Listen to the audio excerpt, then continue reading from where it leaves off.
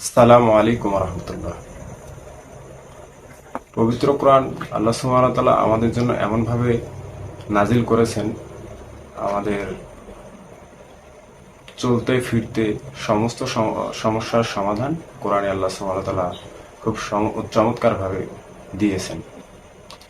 চলমান পরিবর্তন, অনেকেই এটাকে অবিশ্বাস্য মনে করতে পারে যে হঠাৎ করে এরকম একটা দেশে বিশাল পরিবর্তন সত্যিই অবিশ্বাস্য। কিন্তু পবিত্র কোরআন আল্লাহ সুবহানাহু ওয়া তাআলা সূরা আলে ইমরানের 26 নম্বর আয়াতে বলেছেন, আল্লাহ সুবহানাহু ওয়া তাআলা যাকে ইচ্ছা ক্ষমতা দেন এবং যাকে ইচ্ছা ক্ষমতার মসনদ থেকে নামিয়ে দেন। সমস্ত ক্ষমতার মালিক আল্লাহ সুবহানাহু ওয়া তাআলা। কাজেই একজন রাস্তার পথিক হতে পারে একটি দেশের প্রেসিডেন্ট, আবার হতে পারে একটি রাষ্ট্রের প্রেসিডেন্ট মুহূর্তের ভিতরেই রাস্তার পথিকে আল্লাহ সুবহানাহু ওয়া তাআলা নিয়ে আসতে পারেন। এটি আল্লাহ সুবহানাহু ওয়া তাআলার ক্ষমতা। পাশাপাশি আল্লাহ সুবহানাহু ওয়া তাআলা দেখা যায় অনেক অসুস্থ মুমূর্ষ রোগীকেও অলৌকিকভাবে সুস্থ হয়ে যায়, আবার অনেক সুস্থ মানুষও হঠাৎ করেই মৃত্যুবরণ করে। এটি আল্লাহ সুবহানাহু ওয়া তাআলার ক্ষমতা, আল্লাহ সুবহানাহু ওয়া তাআলার কুদরত। এ ব্যাপারে বৈজ্ঞানিক কোনো তথ্য নেই।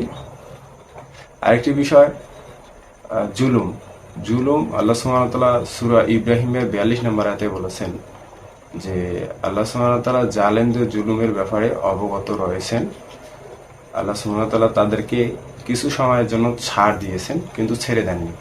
কাজেই যারা জুলুম করবে তাদেরকে আল্লাহ সুবহানাহু ওয়া তাআলা কিছু সময়ের জন্য অবকাশ দিয়েছেন, কিন্তু তাদেরকে যে একেবারে ছেড়ে দেওয়া হয়েছে বিষয়টি এমন নয়। তাদেরকে জুলুমের কঠিন শাস্তি ভোগ করতে হবে এবং সেটা দুনিয়াতেই আল্লাহ সুবহানাহু ওয়া তাআলা দেখিয়ে দেন।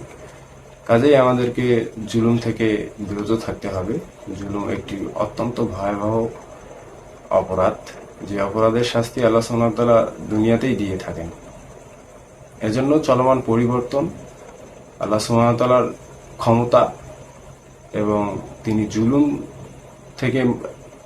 জুলুমের যে শাস্তি, তার ভয়াবহতা, এ দুটোর সমন্বয়ে পরিবর্তন হতে পারে এবং পরিবর্তন হয়েছে, এটাই আমরা মনে করি।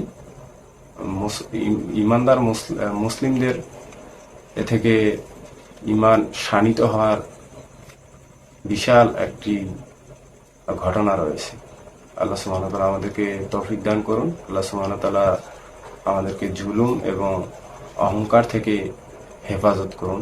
আমিন। আসসালামু আলাইকুম ওয়া রাহমাতুল্লাহি ওয়া বারাকাতুহু।